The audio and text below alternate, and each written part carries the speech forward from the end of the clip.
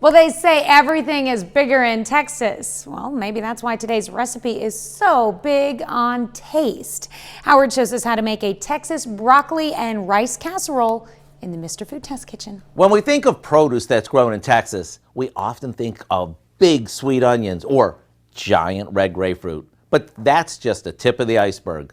There's a lot more that grows in Texas, and today we're making a fill-you-up side dish that's made with two Texas crops, broccoli and rice.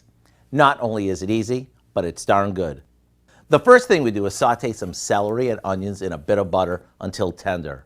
While that finishes up, we combine some frozen chopped broccoli that we've thawed, along with a can of cream of mushroom soup, some chicken broth,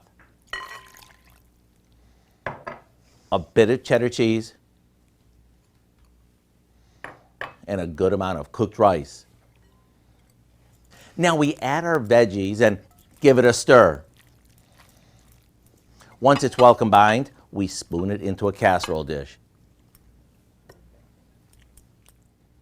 If you'd like to use fresh broccoli and chop it and blanch it yourself, instead of using frozen, go ahead.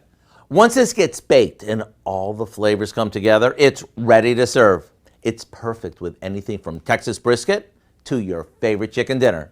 To get the recipe for our Texas broccoli and rice casserole, all you have to do is visit our website.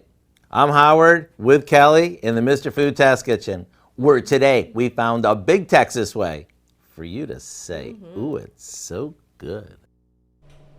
Michael says this might be his favorite recipe yet. You can find it along with a lot more good food from the Mr. Food Test Kitchen online. Just go to our website at KOAMnewsnow.com.